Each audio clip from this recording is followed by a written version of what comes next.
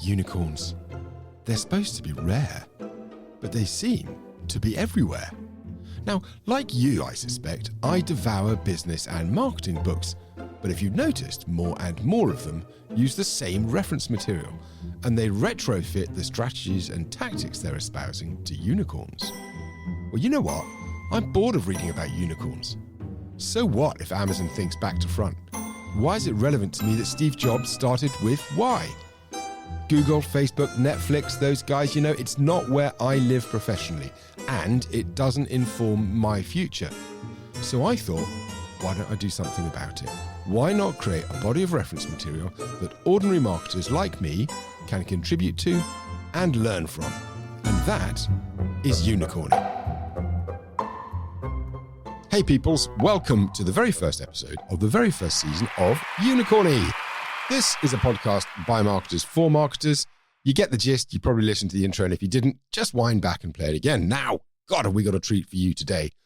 I'm joined in the studio today by my co-host, Dafina Grapchi-Penny. She is from Green Target, and you can find them at greentarget.co.uk.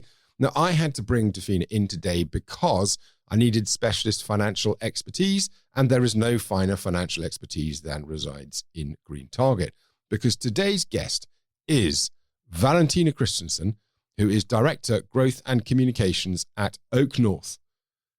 I'm not going to tell you who OakNorth is. I'm going to let Valentina do that herself because she tells the story really, really well. But if you're in communications or marketing, or if you're leading a company that is scaling quickly, or if you want to understand how to build and exploit reputation, don't go anywhere.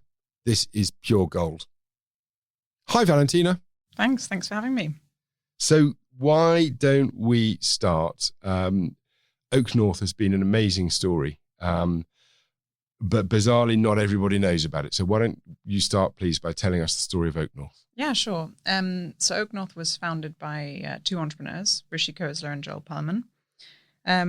The idea was really born out of the experience they'd had with their first business, Copal. They started that business in 2002. And by 2005, it was profitable. It had very good cash flow, great list of clients. So they were looking for a loan to help them grow. And they kept getting the same sort of computer says no response from all of the high street banks here in the UK. Then fortunately, over the next 12 months, they managed to get a dividend recap from the special situations desk of one of their US clients. They were able to go on to scale that business to 3,000 people across 13 markets, and they sold it to Moody's Corporation in 2014. But it was really that experience which I guess planted the seed of the idea for OakNorth. So once they'd exited that business, Copal, they said, right, this is the problem we want to solve, that funding gap. And we call that funding gap the missing middle.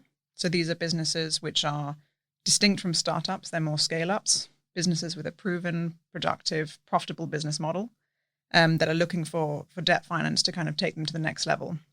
And the challenge you have in the market at the moment, and really what's been a challenge for the last 30 years or so, is that a lot of the investment in technology has been at the much smaller end of the scale. So either loans, for you and me to go and apply for a credit card online in a matter of minutes, or for very small business loans. So, tens of thousands of pounds, maybe up to £250,000 max. But once you kind of get into the 500,000 up to even 100 million, that's where it sort of becomes uneconomical for the large banks to do the underwriting of the loan and to actually take the time to understand the business in detail. The reality is the amount of time you have to do in terms of credit underwriting for a loan of 1 million is the same as you'd have to do for a loan of 100 million. So it's not that you can't get a loan, it's just that you're not going to be the priority. And if you're a growing business, a fast-growing business, the opportunity cost of having to wait several months to get an answer, especially if it ends up being a no, can be pretty high. So this was really, the problem that Rishi and Joel were trying to solve. And they figured, the answer probably lay in technology and being able to, accumulate all of that data and be able to analyze the data very, very quickly. But having a human involved in the process where needed.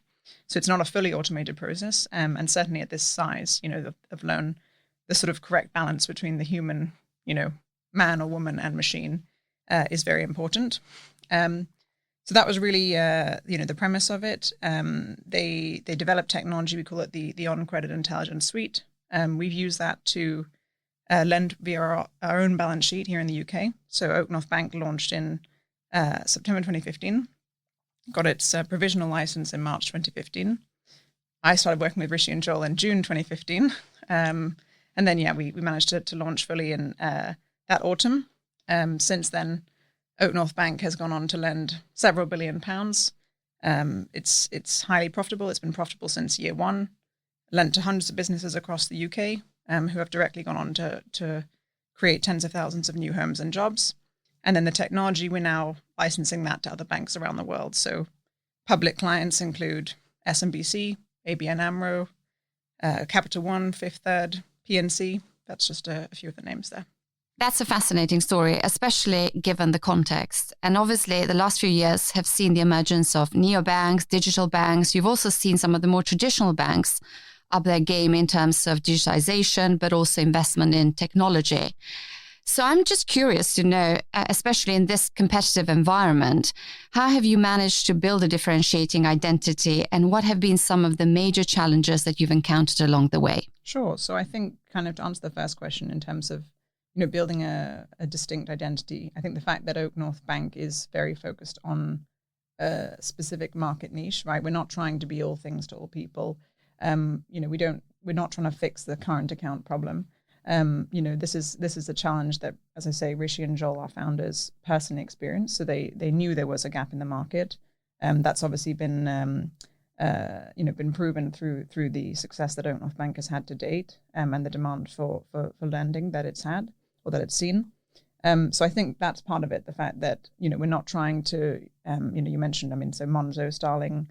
Revolut, fine, doesn't have a banking license, but one of those new entrants, and they've sort of come to market with a very broad proposition in terms of products.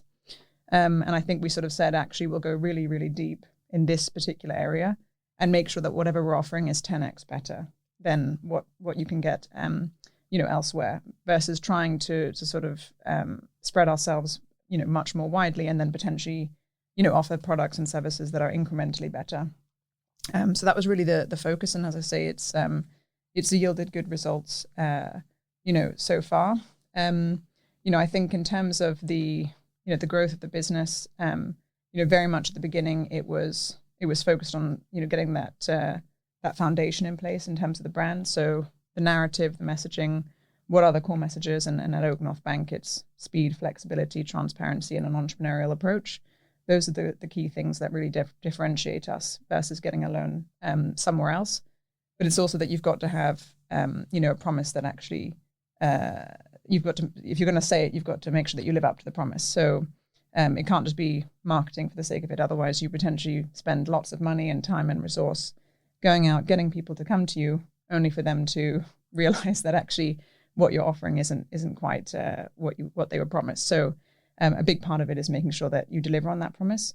And as a result, we spent very little on marketing, so up until really last year and really second half of last year, everything in terms of brand building was driven primarily by PR and communications. In terms of above the line spend, probably about £60,000 per year. So, that's incredibly low for a business that is, of OakNorth's size. And certainly that's very different to some of those new players, that have come to market. Exactly. And I think another aspect that makes OakNorth unique, from what I can tell, is that the business is also profitable. Unlike many of the other new entrants who are spending a lot in their marketing and attracting a lot of funding, but they're still to turn a profit. So I'm interested in, how do you navigate that from a comms perspective? Yeah, so I think profits are very unsexy, and it's sort of that Silicon Valley mantra, right, of growth at all costs, and that if you're not, if you are profitable, then you must be sacrificing growth. I think our philosophy is that the two aren't mutually exclusive. OakNorth has seen across every metric that you could possibly measure double or triple digit growth every year. And that includes in our profits, right? So, last year, pre-tax profit of 77, or post-tax profits, I should say, actually, of 77.6 million. So that's pretty good for a business that's been trading at the time for about 5 years.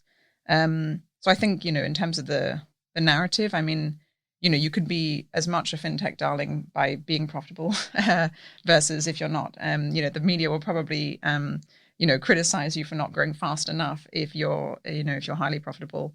But they could equally criticize you if you haven't yet got a proven business model. But I think from our perspective, our customers don't really care if we're profitable or not. They care about the service that we're giving to them. So that's always the focus for us. We don't don't get hung up on things like valuation. It's about the value that you're delivering, and whether you're making a difference to those customers. And unfortunately, that doesn't make the headlines all the time. But, I think, talking about the brand, no, everyone's, not heard of OakNorth Bank, but that's also because we don't want everyone to hear about OakNorth Bank because not everyone is our potential customer. There'd be no point in us doing an expensive tube advert because I'm not trying to target, the average consumer. I'm not trying to target small businesses. There's a very specific niche of business, right? The missing middle. So that requires a much more detailed focus and sort of finding the places where these individuals and these businesses are meeting and then going and making sure that they're getting the right messages rather than a broad approach. That's really interesting, Valentina. I think, so look, I've come across the OakNorth brand personally, I think probably in 2 or 3 different corporate financial advisory firms that we've been working with. So you've obviously spent some time talking to channel effectively, or at least working out some kind of distribution. In terms of your own strategy, your growth strategy, how do you think you're differentiating from some of the other players out there? Are you consciously targeting channel as a deliberate ploy to grow? So I think it depends. I mean, a lot of it's been quite organic. It's sort of, you have a meeting with an accountant or corporate advisor, a lawyer, and then they send, a business your way. And that just happens, as I say, completely organically. And then maybe that turns out to be, a really good deal and you end up lending to that customer. And then the lawyer or the accountant or the corporate advisor sends you another one. And you start to see, okay, these are the individuals and these are the firms whose client lists seem to be very well aligned with ours. But we don't take sort of an exclusive approach of these are the only, the only individuals that we'll work with or to get advice from. But I think then it's, you've got to make sure that you're nurturing those relationships. And, we do, again, using those channels, a lot of events throughout the year where we get to build the relationships with them, develop them, allow them to meet some of our clients and sort of hear from them firsthand, hear about their experience, so that they, again, know that it's not marketing for the sake of it, but that we're really delivering on that promise. So many businesses, they spend so much money on marketing and then people come in and the product or the service isn't, doesn't meet expectations. I would much rather that we spend very little on marketing, but that the product and services speak for itself. And, 2/3 of our qualified pipeline comes from customer referrals. Almost 2/3 of our existing customers are repeat customers. And that's quite surprising considering that average term of a loan is about 3 years, right? So those customers who, borrowed from us in the very early days, coming back, 3-4 years later to borrow again because the experience is just so much better than anything they can get from their clearing bank. And also the fact that, again, going back to the focus, we don't have a caveat. If you're going to borrow from us, then in 6 months' time, you have to switch to us and make us your current account provider. All your cash flow has to come through us. From an FD or a CFO's perspective, that's a headache that you're saving them, right? That they don't have to have, that caveat as part of their loan. I mean, I guess as well from a CFO's point of view, particularly when you're talking about high street lenders, there's availability, which there isn't on the high street because most high street banks have completely withdrawn from supporting the missing middle, as you call it. Yeah, and I think actually it's really interesting because, you think about OakNorth Bank's journey to date. So, we launched in September 2015. Then 9 months later, the UK made an unprecedented decision to leave the EU. And then obviously in March 2020, an unprecedented event occurred. Well, it sort of had reached UK shores, I should say, by that point. So we've, in our very short history, been, experienced not one, but 2 unprecedented events and have continued to grow and to lend through those. And in some ways, that's actually been an opportunity for us to potentially gain more market share than we otherwise would have. I mean, certainly in the 6 months following the referendum vote, we saw a huge peak in demand. And this is, less than a year after launching, right? So our brand wasn't where it is today. And we saw our loan book triple in size, which is just not something that we would have expected, especially not in that period. But it's because, as you mentioned, the other banks were retrenching. And that was, again, what we saw in the immediate months following the COVID lockdowns, a retrenchment from the market, which again gave us an opportunity to really step up to the plate and support those customers. Let's dig deeper into customer acquisition, which, as we know, is very costly in finance. You've done an impressive job in terms of growing that organically through the referral network and so forth. And I was wondering, how do you see this trend continuing for OakNorth? How do you plan to continue to grow and build scale beyond the referral network? And I suppose, what role do you see PR and marketing playing in that? Yeah, so I think that's you really hit the nail on the head there, because it's not scalable, right? I think if you're a startup and you have limited marketing budget or resource, then my advice would be to get the PR and comms, to make that where you invest, because that gives you the opportunity to experiment, to get that messaging really, really clear, to get the narrative really clear, to get third-party endorsement, which can help drive lead generation. And then once you're at a point where right, this is exactly our customer, and we know that these are the messages that resonate, then you can start to put the marketing dollars behind it. I think, a big part of our strategy now that we've we're coming into the 6th year here, is investing in marketing. So we hired a fantastic marketing director last year, a guy called Hugo Souza. And you may have read that in December we acquired Fluidly, pending regulatory approval. And that's about 50 people, and a good chunk of the team are focused on marketing.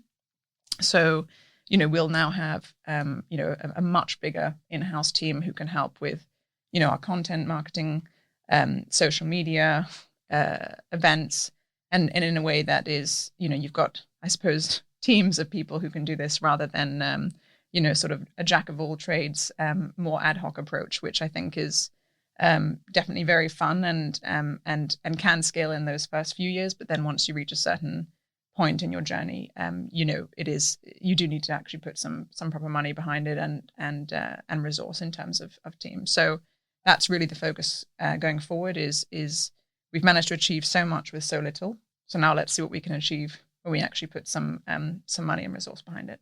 And we talked about the banking business, but you also mentioned that there's a tech side to the business, which is kind of a credit intelligence offering. And I just wonder, how do you reconcile competing with banks, especially over here in the UK, versus acting as a tech provider to banks? So I think it's the fact that we have our own bank in the UK is a huge competitive advantage. If you think about every other software as a service provider that will be selling to banks, they don't speak the same language. They may have people on their team who used to work at a bank, but we do it every single day, right? I mean, when you think about going through COVID and having to identify where that risk is in your commercial loan book and prioritizing in the right order, we can say all of that, we can explain our process, and we can build that into the product. And we can do it, with the exact same real life experience that all of our bank customers are going through. On the point of, competition, I think the fact is that, here in the UK, we don't sell the product to UK banks. So the product is being sold outside of the UK. So here, we're not sort of eating our own lunch, as it were. And I think, as I say, I mean, speaking the same language is something that a number of those bank customers have said, is completely different to other SaaS providers who come to them. And, I think looking ahead, the next big, unprecedented event that we're all experiencing is climate change, right? And for banks to understand where the risk is in their book, both in terms of physical and transition risk, we're having to do that, talk about disclosures, talk about scope 1, 2, 3 emissions within our own bank in the UK, and then having those conversations and building that into the product, the credit intelligence suite, for those conversations with bank partners around the world. That's a very good point, because you have your own bank, you have the incentive to innovate the product. And unlike a vendor who will sell you an off-the-shelf product, you're actually investing in your own product and improving it continuously. So presumably your white label partners benefit from all of that innovation as well. Completely. I think, software is never finished, right? So you're always developing, you're always iterating. And we're very, very fortunate to work with some incredibly forward-thinking banks, right? Capital One, Fifth Third, Old National, Customers Bank. These are banks that are willing to kind of be first movers, and are willing to sort of give us very honest feedback about the product. What needs to be changed, what needs to be improved, and I think that's again where the business model is quite unique because we're not just a bank across the group. We've obviously got the enterprise software, which is where eventually the majority of the scale will come from, because you're talking about banks around the world. Whereas, at least for the time being, OakNorth Bank is very much a UK focused bank. And presumably, because you've got that dual focus, I would imagine you've got a pretty big data set around commercial lending globally.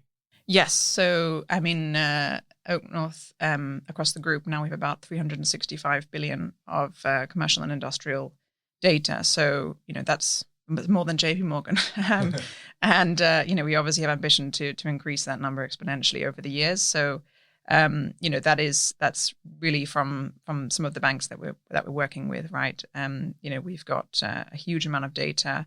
That's not only incredibly helpful for, what we do within OakNorth Bank, understanding how different businesses will react to different events. And I think, you take an example of COVID, so many banks take the approach of lumping businesses into one of, let's say, a dozen categories, right? So restaurants, hotels, they'll fall under hospitality and leisure.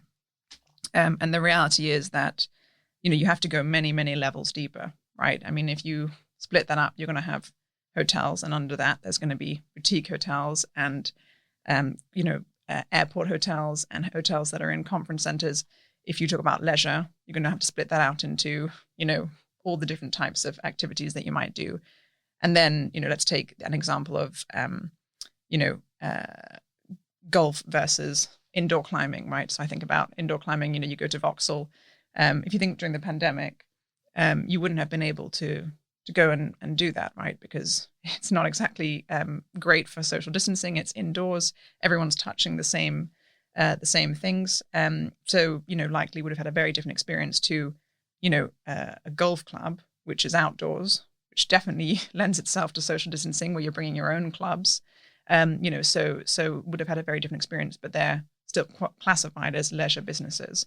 The fact is that, you have to look at each business on its individual merit in order to build a proper credit profile, a proper credit picture, and take a forward-look view, right? So forget about where a business has been or where it is today, because the fact is you're not getting your money back in the past. You're gonna get your money back in the future. So you need to be taking a forward-look view, and that's something that we build into the product so that we can do it within our own bank, but also help other banks around the world to do it. Okay, I'm keen to go back in time again, because this is ostensibly a show about marketing and communications, but I'm so fascinated by the story and this and where you are and how you as a business are thinking. So you've got this data set, you've got the ability to do things others can't because you've got the data, because your technology is in the cloud, you've got no legacy systems whatsoever. That obviously is going to drive your own lending business in the UK. Is OakNorth going to lend overseas, or is software very much the focus for you overseas in the future? So I think, and this I guess goes back to your question about sort of competition, versus collaboration. I think, the fact is that a lot of the banks that we work with have stood the test of time, right? They've been around for hundreds of years, and there's probably a reason why. And I don't think that's because, they've never had any competition or that, nothing better has come to market. I think it's actually because they're incredibly good at adapting and evolving. And when they see that someone is coming to steal their lunch, they put in, they throw the kitchen sink at it to try and make sure that doesn't happen. And, the reality is that a lot of these banks have exceptionally good relationships with customers. It's just that, as you say, with the legacy technology, there's definitely a desire to service these customers better. It's just very difficult to do that, and it is much more slow moving. So arming them with the tools to do that effectively is actually, in our view, is a much better approach than trying to go to every single market around the world, trying to get a banking license in every single market, trying to build a team and a marketing function and a board and deal with the regulators, getting one banking license was a big enough challenge. So trying to do that in multiple markets. And I mean, you've seen this, right, with a number of the neobanks that you referred to, and that's not just in the UK. These are other neobanks in other European markets who have, gone into a market and then pulled out, right, several months later because they realize actually it's incredibly difficult to do. Now, for the moment, that's not impacting valuations because hopefully they can find the growth elsewhere and they can diversify the product offering. But again, our focus is very much on the UK. We really want to, be the go-to bank. If you're a missing middle, business looking for a loan, we really want to be, the main choice that you'd go for. And that's not by being the cheapest. It's just by really being the best. And then outside of the UK, helping other banks to address that funding gap in their own markets, using technology to do it much more efficiently and much more profitably. Okay, as this is a marketing show, we've talked a lot about product, which is really fascinating. We've talked about positioning. We've talked about placement. We've just mentioned price. I'm just going to come back to that very quickly before we go back in time. How price sensitive is the missing middle? Surprisingly, not that price sensitive at all. I mean, again, I think it's about valuing the time, and as I mentioned earlier, the opportunity cost of having to wait several months for an answer is potentially much more expensive than 1 or 2 percentage points more in terms of rate. So I think, we sort of figured, trying to be the cheapest in the market, someone can always come in and undercut you. That shouldn't be how you differentiate yourself. You should differentiate yourself with, a product that's so much better. And I don't think there's a brand out there that's proven this more than Apple, right? I mean, every Apple product is several multiples more expensive than the similar product of another provider. But customers still, even with iterative, improvements to the product, go out and buy the next iPhone, or the next Apple Watch or whatever it might be. So, I guess it's the difference between being willing to pay to stay in a 5-star hotel and have a 5-star experience versus, staying in a 2-star motel and having a 2-star motel experience. The choice is absolutely yours, and then you're just very realistic and aware of what experience you're going to get as a result. And it's great value compared to anything that involves equity anyway, because it's totally non-dilutive. 100%, yeah. Exactly. So as a business venture credit or a line of credit is a lot more attractive than PE if you can get it. Agreed. Right. Let's go back in time. So I'm fascinated by this. Dafina, pitch in, because I think this is going to be really interesting. So I just want to go back to 2015. There are 40 people. Yeah. You've just got the banking license. Is that right? So we got the banking license March 2015. Okay. And you joined in June. I was seconded in June. I should clarify. So I started working with Rishi and Joel in June 2015. Okay. And I was seconded later that year. Okay. So when you turn up, you've got a banking license, 40 employees, but no book. Mm-hmm. Where the hell do you start? I think, I should probably go even further back in time than that, which is that I'm the daughter of an entrepreneur. So, my mum is an entrepreneur, raised 4 kids, and, I saw firsthand the experience that she had in trying to build a business and how, her experience with the banks was not always very positive. So for me, the mission really resonated for me personally, right? The mission to empower the missing middle globally. And so, when I first met Rishi and Joel, I was sort of like, I can't believe that these two men have managed to build such a successful business and exit that business. And when you Google them, you can't find anything. It was quite remarkable. And so, a lot of the focus initially was actually trying to, build that story, right? How are these two people who have never worked in banking and aren't bankers, how are they going to build a bank? How do they know, what to offer customers? And so really telling that story and their personal experience, but also showcasing some of the, the fantastic talent that we had within the business. And, our chair was Lord Adair Turner. So he was the former chair of the FSA before it became the FCA. Cyrus Ardelin, who later became our chair, and he was formerly at Barclays for I think 15 years or so. So again, kind of bringing out the big guns when needed, building that foundation, getting those messages really honed in. So what is it that we want to be known for? What makes us different genuinely? How can we make sure that if we're going out and telling this, that, the promise, we live up to that promise? And then building those relationships with journalists, right? So finding out, okay, in this case, it was sort of, the banking reporters, the banking editors, those writing about enterprise or business, really trying to build those relationships so that when the time came that we did have some deals to talk about or some customers who were willing to be case studies or do PR, the journalist wasn't hearing from you for the first time, that they actually already understood the business. They knew, what you offer. They know what makes you different. And then you could just go in and say, right, someone's actually come to us and borrowed some money. And here's, here's an example. And I remember very, very distinctly my first PR story in terms of a deal, which was a £500,000 loan to Adventure Bar, which is a sort of bar chain here in London.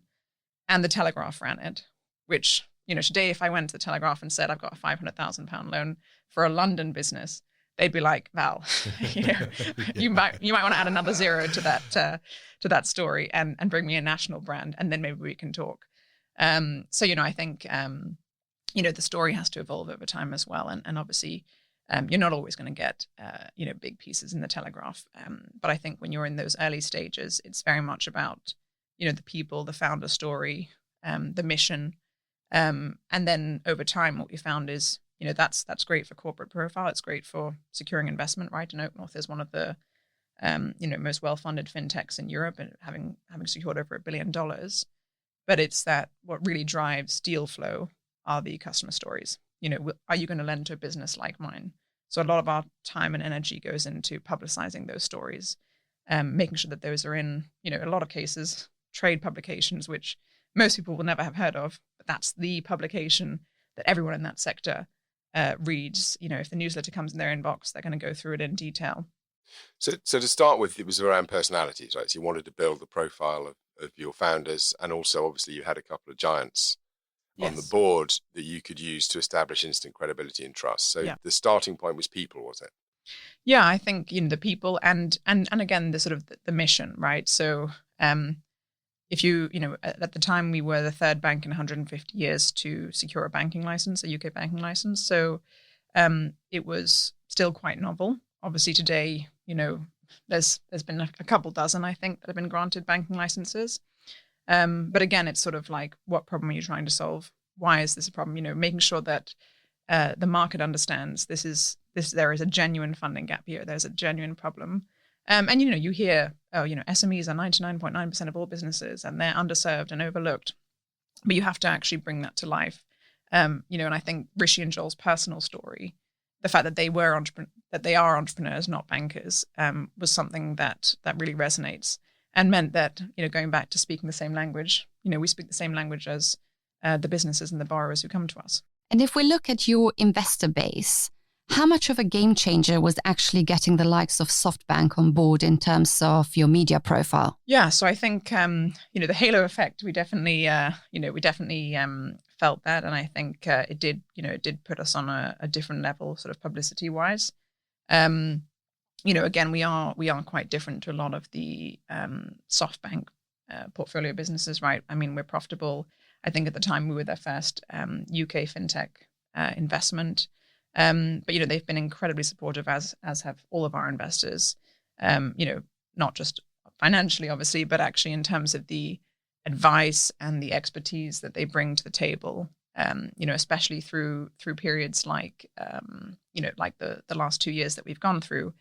And they do a lot of events where they're sort of, actually I've been to a couple where they bring sort of the marketing or the comms people together, and you can sort of hear the experiences of others. And once they were at the stage where OakNorth is now versus maybe a 30 billion valuation, or they've gone from, 800 people to 8,000 people. And then that comes with a whole range of internal comms challenges, right? And your whole approach and the, going from a private company to a public company, and all the learning that has to happen internally, right? Because, people have to suddenly understand, what does insider trading mean? And, you have to, your whole dynamic and relationship with the media changes, right? Because, the days of exclusives become very difficult when you're a public company.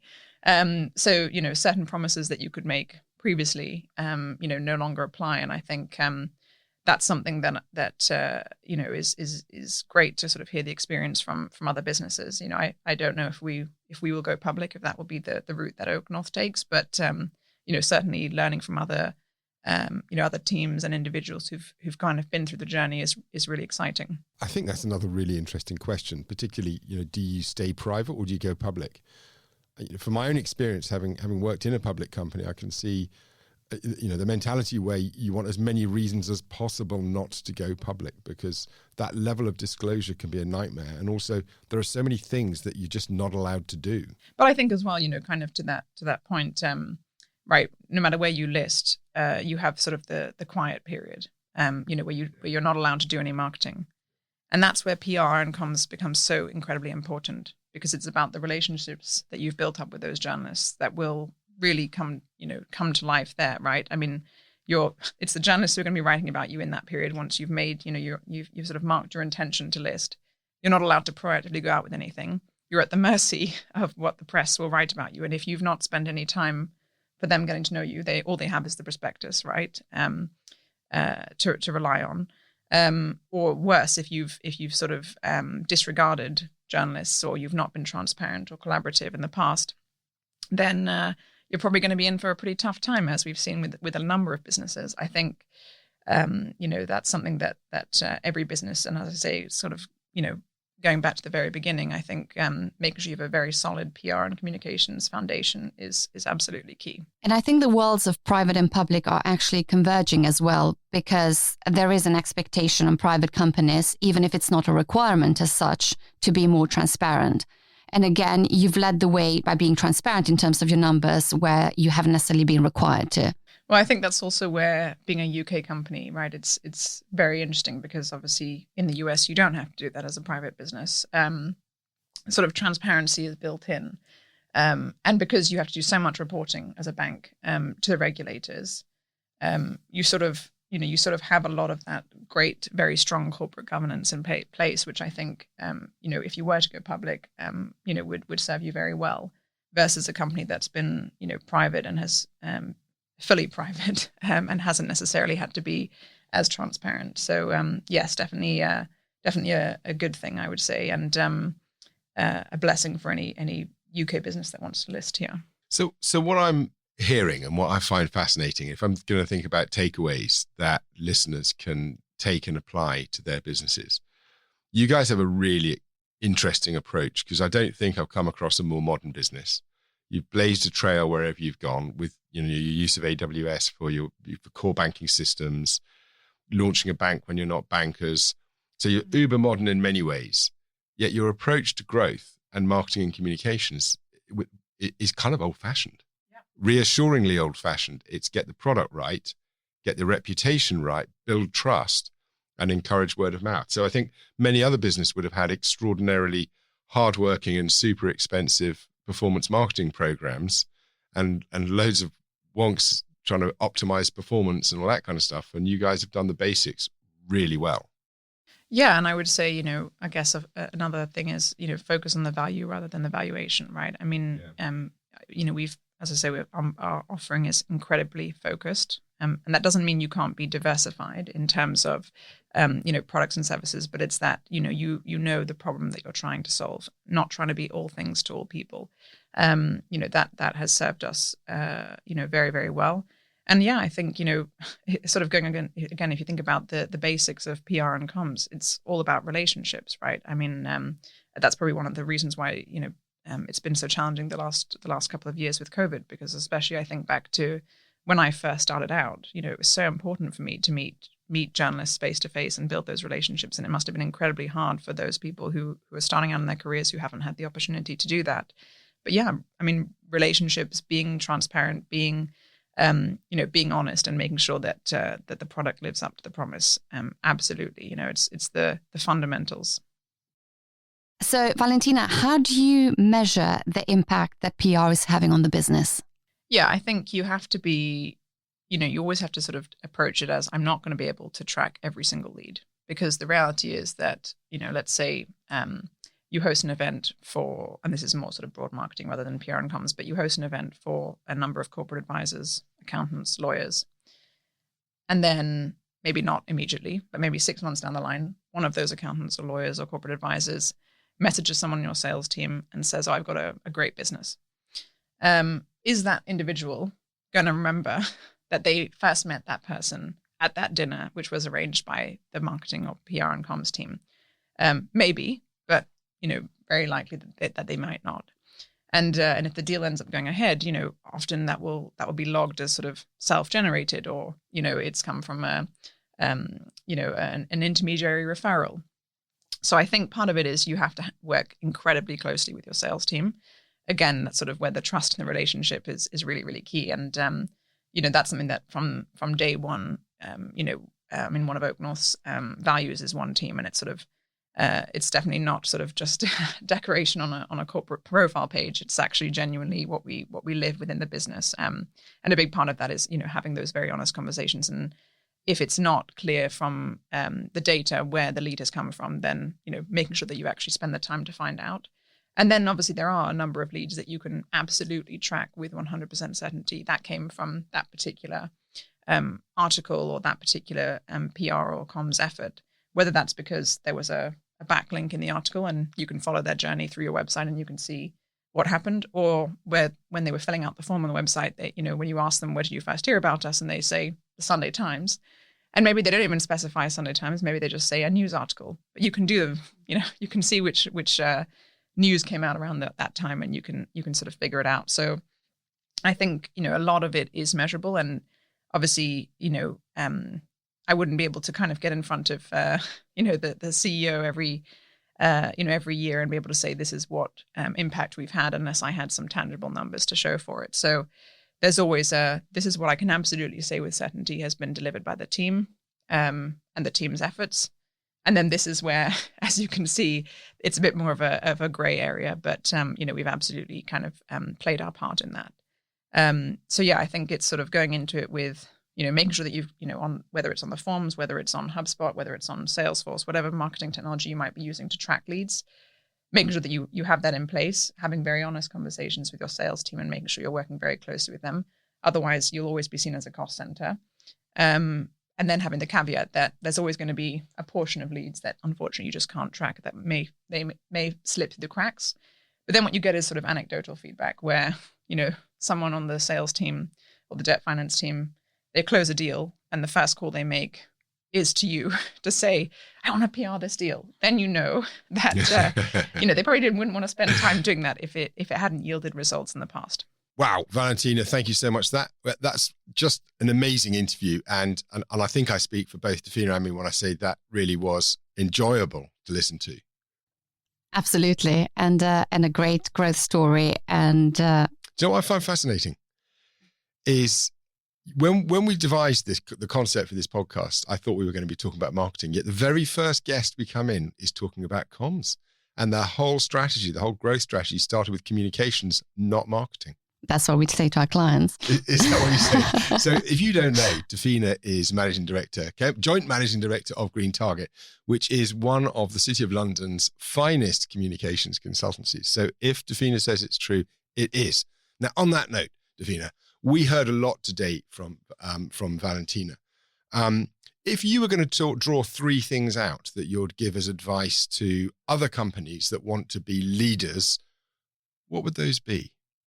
Well, I think there were some 3 really useful takeaways from this conversation, which can be applied to many of these emerging businesses in the financial services or fintech space. So one would be to get your product right early on and, stay focused, because I think the temptation with so much opportunity out there is to try and expand your product and your services early on. So get your product right and get your messaging right from the beginning.